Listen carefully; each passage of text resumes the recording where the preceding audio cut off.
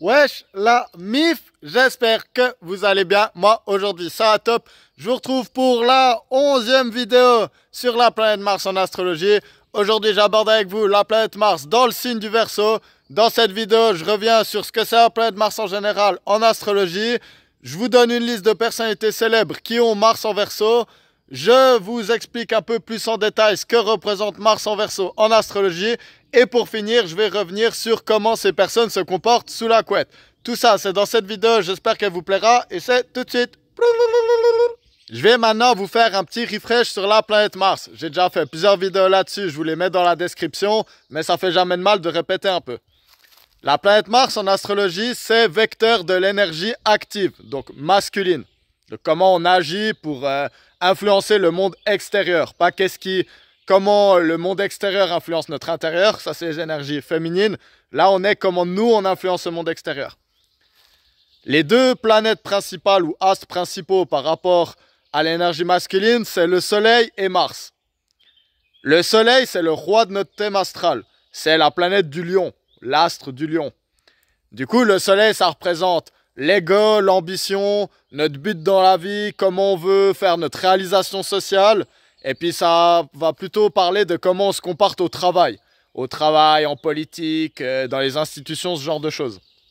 C'est une énergie masculine mature, long terme. Mars, c'est le général du Soleil. Le Soleil, c'est le roi. Il a un plan, des objectifs.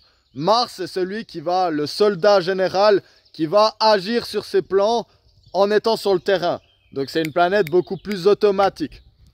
Mars, elle va représenter nos fonctions motrices, comment on se défend, l'agressivité, tout ça. Comment on va draguer les personnes qu'on veut draguer, donc vraiment le côté chasseur, on va dire, de la séduction.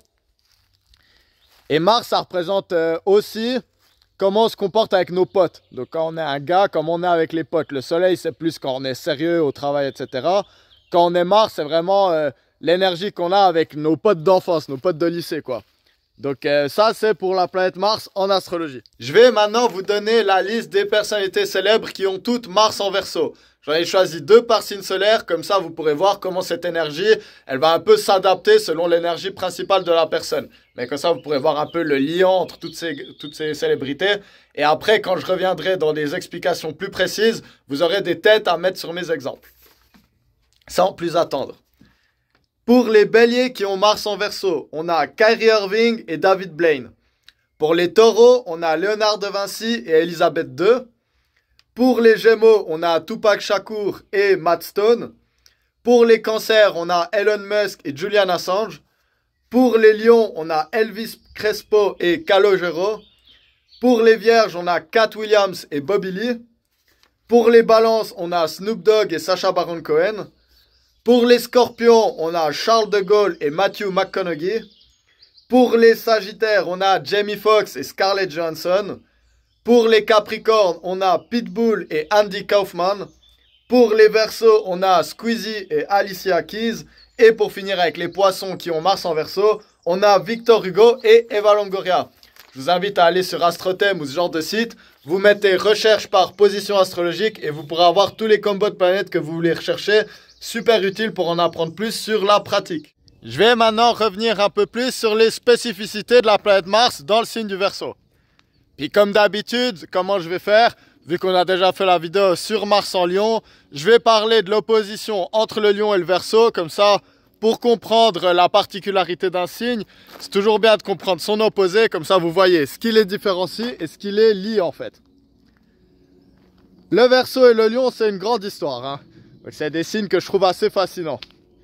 Si je devais illustrer un exemple pour que vous saisissiez un peu cette différence, je vais utiliser des personnes qui sont ni Lion ni Verseau, mais qui représentent vraiment cette énergie. Ces exemples-là, c'est Alexandre le Grand pour le Lion, et pour le Verseau, on a Diogène. Donc je pense que vous connaissez l'histoire. Alexandre le Grand, voilà, il était cancer déjà, ça, il faut le savoir, shout-out au cancer. Mais du coup, voilà, c'est un empereur conquérant qui avait aucune limite à son ambition un peu. Napoléon aussi, c'était un lion. Lui, pour le coup, il était vraiment lion. Mais on va prendre cette énergie-là, vraiment, l'empereur en fait. Celui qui peut imposer sa volonté sur les autres, le leader. il a un objectif, un plan, et puis il va le suivre jusqu'à la mort en fait. De l'autre côté, on a le Verseau. Le Verseau, c'est l'opposé, c'est Diogène. Puis je trouve que cette opposition elle est intéressante parce que la légende, elle dit justement que Alexandre le Grand, il avait rencontré Diogène. Alors les historiens, vous m'excuserez un peu de comment je vais raconter l'histoire parce que je me rappelle plus tous les détails. C'était quelque chose comme quoi Alexandre le Grand, le chef, quoi, l'empereur, il avait entendu qu'il y avait un type qui faisait beaucoup parler de lui dans une ville. Je sais plus si c'était Athènes ou une autre cité grecque. Et en fait, il disait, ouais, ce gars, il vit à poil dans son tonneau. Et puis, il parle de philosophie et tout. Et puis, il fait beaucoup de bruit, en fait. Hein. Il y a beaucoup, les gens, ils parlent de lui et tout. Et il est un peu en train de parler de détruire les codes de la société, en fait. Et du coup, Alexandre le Grand, il allait le voir. Puis, la phrase célèbre que Diogène aurait dit, quand Alexandre le Grand, il était sur son cheval, et que lui, il était à poil dans son tonneau, il lui a dit « ôte-toi de mon soleil », ou quelque chose comme ça. Je me rappelle plus exactement si c'est ça l'histoire, mais voilà, pour illustrer mon propos, je vais utiliser ça. Puis du coup, ça c'est le bon exemple. Le Verseau, il s'en fout d'être le roi. Hein. Le Verseau, il voit le roi arriver. Lui, il est à poil dans son tonneau. Alors sûrement, il y avait des gens, ils lui jetaient des fleurs à Alexandre. Ils disaient « Ah mon Dieu, le roi est là, le roi est là ». Le Verseau, il s'en bat les couilles de ça. Hein. Le Verseau, lui, l'autorité, tout ça, c'est pas ce qui l'intéresse. Lui, ce qui l'intéresse, c'est de suivre sa voie à lui, même si c'est contre tous. Surtout si c'est contre tous. Donc déjà, voilà, le petit préface de Mars en Verseau. L'énergie du Verseau, c'est vraiment cette énergie de libération, destruction des codes. La planète du Verseau, c'est Saturne, dans un certain aspect, mais c'est surtout Uranus. Uranus, la planète des grandes révolutions, la planète électrique justement, qui brise les codes et change, va contre la doxa en fait. Donc la doxa, c'est une manière établie par la société de penser qui nous offre des cadres en fait. Et du coup, le Verseau, c'est vraiment cette énergie du savant fou un peu, de celui qui aime bien faire les choses différemment des autres. Le Verseau, c'est un signe d'air fixe. Donc l'air, c'est le mental. C'est vraiment réfléchir aux choses, comparer, se faire des idées, analyser les systèmes, ce genre de choses. Et l'énergie fixe, on le voit bien, c'est l'obstination. Donc là où le Gémeaux, il fait que de changer d'avis, il analyse les pour, les contre, et puis il va dire, ah ok, comme ça. La Balance, elle cherche le compromis toujours entre les personnes. Donc elle ne cherche pas à comprendre l'avis forcément de l'autre, mais elle essaie de trouver un juste milieu. Le Verseau, lui, c'est my way is the only way. Donc lui, le Verseau, il s'est dit, ok, ça c'est mon truc, ça c'est ma manière de penser, ça c'est mon idéologie. Le Verseau, il se met vraiment à fond dedans. Puis là, avec ce côté martien, on peut, de nouveau, Mars, c'est la planète un peu de l'agression, de comment on se défend. On a des gens qui vont défendre leurs idées, vraiment fort, défendre leur mode d'action, leur mode de vie en fait.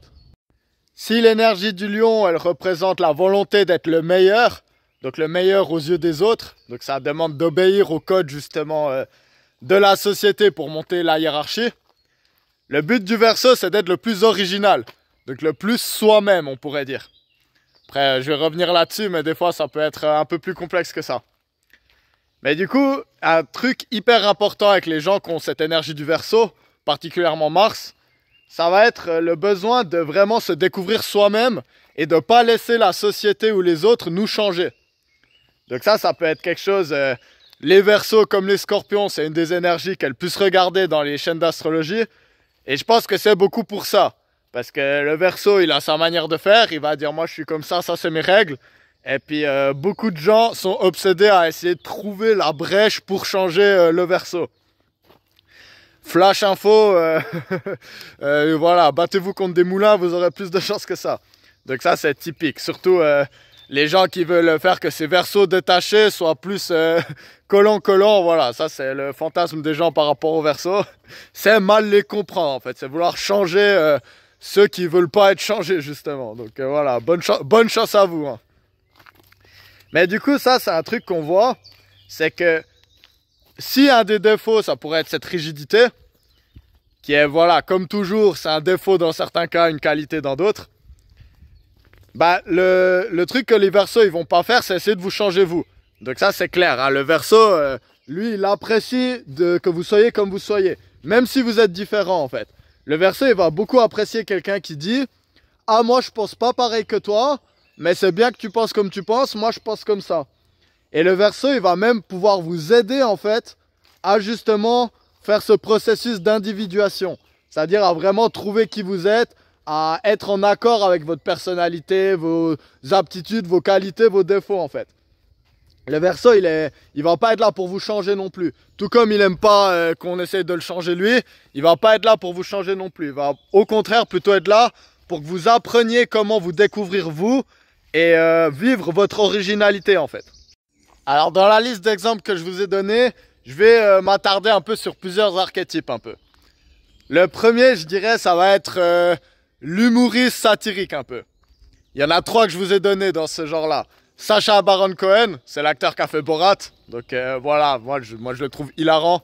Il n'a pas fait que Borat, il a fait plusieurs autres rôles de parodie en fait, qui ont le but de justement mettre en avant un peu une absurdité de la société en jouant un stéréotype vraiment jusqu'au bout. Vraiment jusqu'au bout, hein. Ça c'est clair. Eux, les humoristes avec l'énergie Verseau, et ils n'ont pas peur d'être choquants aux yeux de certains. Eux, ils ont une idée. Ils veulent montrer un truc, mettre en avant quelque chose, ils vont le faire à fond. Donc on a Sacha Baron Cohen, on a Andy Kaufman. Pareil, ce gars, c'était un des génies de l'humour dans l'histoire. J'ai failli me péter la gueule. C'était quelqu'un qui adorait aussi, comme Sacha Baron Cohen, genre jouer un rôle et après ne pas sortir du caractère. Il y a beaucoup de gens, ils savent, là c'est Sacha Baron Cohen, mais lui il est venu en tant que Borat. Puis du coup, il est Borat, c'est comme ça. Et Andy Kaufman, il faisait pareil. Donc il y a des histoires de lui que... c'était quoi exactement? Je suis plus sûr si c'était exactement ça, mais c'est des choses du style... pendant qu'il faisait un tournage d'un film, en même temps, il faisait un travail de chauffeur de bus à mi-temps, ou un travail rien à voir. Et en fait, il se mettait dans le personnage de chauffeur de bus, et il était chauffeur de bus. Il y a des gens, ils le reconnaissaient, et ils lui disaient « Mais vous êtes Andy Kaufman ?» Et lui, non, moi je suis un chauffeur de bus en fait. Et il adorait justement un peu faire réfléchir les gens par l'absurde un peu. Et l'autre exemple encore que j'ai donné dans cette liste, c'est Matt Stone, un des 2 créateurs de South Park. Et du coup, South Park, pour moi, c'est du génie. Donc voilà, si vous n'êtes pas d'accord, tant pis pour vous, c'est comme ça, c'est la vie. Hein. Mais South Park, c'est juste incroyable, quoi. Des fois, leur capacité à utiliser... les adultes comme des enfants, les enfants comme des adultes, et puis à montrer à quel point en fait la société elle a pas de sens, et puis elle peut avoir des failles on va dire, en faisant ces petits épisodes de 20 minutes, où des fois on comprend pas où c'est qu'ils vont en venir, et c'est vraiment à la toute dernière phrase de l'épisode qu'il y aura la petite explication, oui mais si on fait ça c'est con non? Ça c'est vraiment pour moi c'est cette énergie du Verseau à fond. Et de nouveau South Park... Il y a eu des attaques contre South Park, hein. Donc ils ont fait péter une bagnole devant les studios parce que il y a certaines blagues qu'ils ont fait, elles n'ont pas plu à tout le monde, hein. Donc on en revient à ça, est-ce que ça les a arrêtés? Pas du tout, pas du tout. Il y a vraiment cette énergie du Verseau de vouloir montrer quelque chose et de s'obstiner en fait, même si c'est contre tous. C'est ça quelque chose qui fascine justement avec les Verseaux. Et là du coup, voilà, ça c'était pour le côté un peu comédien satirique. Parce que faut pas oublier... Là, on revient à un autre exemple. Le lion, c'est le roi. Le Verseau, c'est le fou du roi, en fait. Puis le fou du roi, c'est le seul qui peut se moquer du roi, justement. Et qui peut montrer l'absurde de la société. C'est son rôle, en fait. Puis le roi, si c'est un bon roi, si c'est pas un tyran, il doit montrer à sa cour qu'il est capable de subir les moqueries du fou, justement. Et au contraire, s'il demande qu'on emmène le fou dans une autre pièce et puis qu'on le revoit plus jamais... ça va montrer à tout le monde que le roi, il est pas à l'aise dans ses baskets et puis que peut-être c'est pas le bon rôle pour lui en fait. L'énergie du Verseau, c'est aussi tout simplement l'énergie d'une personne super intelligente, hein. Donc on le sait, Cinder, Fix, là c'est vraiment effervescent. Dans la liste que j'ai donnée, il y a Léonard de Vinci, qu'on retrouve avec ce côté-là, vraiment super créateur, donc taureau, créateur, façonneur, quelque chose comme ça. Il y a le côté artistique, mais il y a aussi le côté... faire des plans pour des objets qui n'existent pas encore. Donc on sait, Léonard de Vinci, il avait inventé des hélicoptères à vapeur. Je dis on le sait, mais je ne sais pas exactement si c'était ça. Il me semble qu'il avait fait en tout cas des plans pour des hélicoptères à vapeur, alors que c'est dans les années 1500.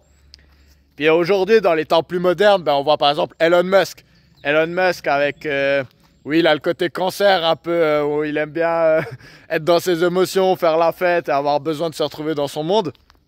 Il est un peu bizarre émotionnellement, des fois on sait pas trop, il a l'air de bouder ou genre comme ça. Il a aussi sa lune en vierge qui est ultra analytique, donc qui fait que les choses elles doivent être ordonnées, structurées, etc. Mais il y a ce côté Mars en Verseau qui fait qu'il n'a pas peur de penser dehors de la boîte en fait. Donc on peut dire, ah ben voilà, pour faire des fusées qui vont dans l'espace, il faut avoir un énorme réservoir, et puis le réservoir on va le faire exploser, et puis après la fusée elle va dans l'espace une fois, et puis après il y a la navette qui atterrit. Lui il a dit, ça coûte beaucoup trop cher, pourquoi on ferait ça comme ça? Je vais trouver un moyen de penser dehors de la boîte, et de faire en sorte de faire des fusées qui sont réutilisables.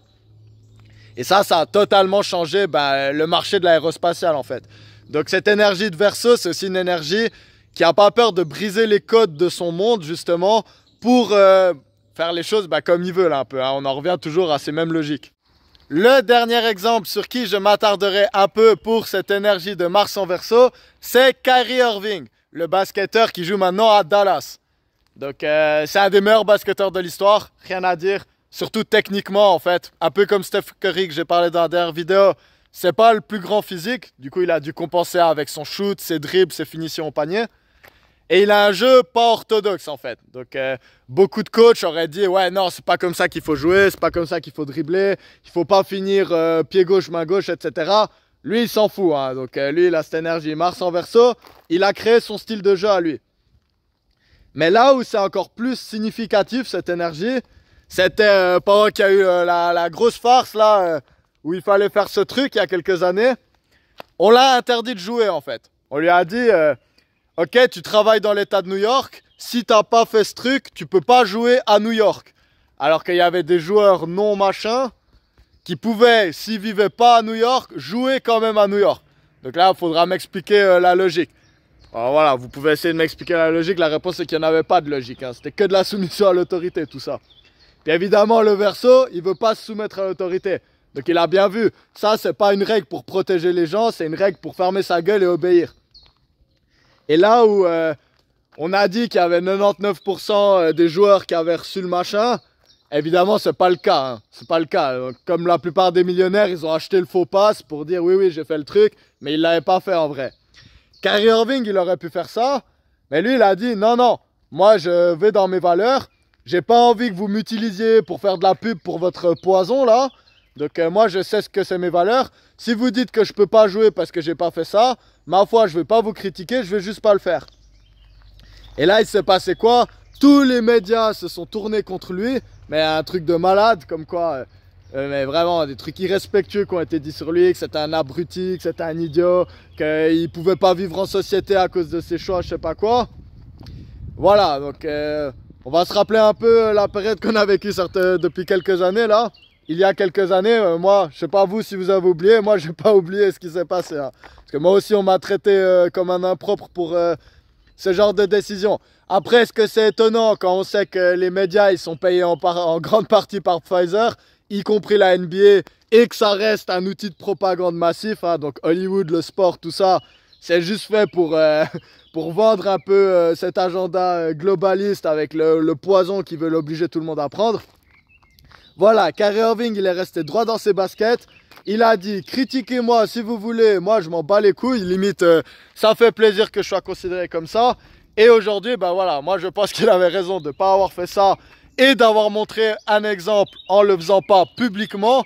Et puis pas mentir comme certains en faisant croire qu'il l'avait fait pour être dans la masse. Mais après, en fait, voilà quoi, en privé, il disait, ah ben non, c'est du poison, je vais pas faire ça.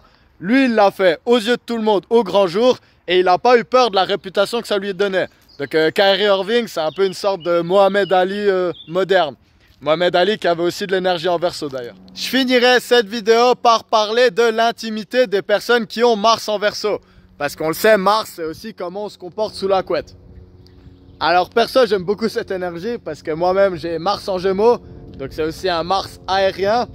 Donc on est comme moi dans des personnes qui abordent beaucoup l'intimité d'un point de vue intellectuel en fait. Pas forcément chargé émotionnellement, alors moi j'ai aussi ce côté là parce que je suis cancer. Mais le côté R, c'est pas forcément cette charge de fusion intime, fusion émotionnelle, de tantrique un peu. Là, on est vraiment plus sur des choses plus légères, plus fun en fait. Les personnes qui ont Mars en Verseau, elles auront besoin de quelqu'un qui a de la conversation pour pouvoir s'éveiller justement. Y compris en parlant littéralement de l'acte en fait. Donc il y a un côté analytique un peu. Donc parler, ah ouais, elles sont où tes terminaisons nerveuses? Ah ouais, mais tu aimes bien quand on fait ça? Un peu, il y a ce côté parler, comme un peu avec le Gémeaux. Donc pour l'anecdote, moi j'ai une ex qui avait Mars en Verseau. Charlotte à toi si tu regardes cette vidéo. Et puis quand on est devenu intime, alors c'était une poissonne aussi, donc forcément il y avait ce côté cancer poisson, quand on fusionne c'est juste magnifique échange émotionnel vraiment tantrique de l'acte. Donc évidemment c'est par là qu'on a commencé. Mais après coup, ben, on a remarqué, ben, il y a ce côté très pote, de nouveau là c'est mon Mars en Gémeaux et son Mars en Verseau, il parlait beaucoup. Il y a analyser un peu, et puis comprendre qu'est-ce que l'autre aime, et puis discuter un peu de ça. Et moi, ben, mon Mars en Gémeaux, une question que je pose toujours aux filles avec qui je deviens intime, c'est quoi tes fantasmes en fait? Parce que ça m'intéresse. Puis souvent, ben voilà, le Mars en Gémeaux, il aime bien s'adapter. Donc si tu me dis qu'est-ce que c'est ton fantasme, il y a de fortes chances que j'essaye de faire que ça se produise. Alors j'ai eu tout type de réponses quand j'ai posé cette question dans ma vie. Mais avec cette fille qui avait Mars en Verseau, j'ai eu une réponse à laquelle je ne m'attendais pas du tout. Du tac au tac, je lui ai demandé c'est quoi ton fantasme? Et elle m'a dit, j'aimerais qu'on le fasse au cinéma. Puis moi, je me rappelle, ça m'avait un peu... voilà, alors je suis pas inconnu du fait de faire ça dehors. Donc voilà, ça c'est mon côté un peu Gémeaux, j'aime bien faire ça un peu n'importe où, n'importe quand, n'importe comment. Donc c'est comme ça, on s'adapte, on essaie de faire un peu une fois chaque chose différemment. Alors sur le cinéma, je vous avoue que là, c'était un sacré challenge. Hein. Je me suis dit, waouh.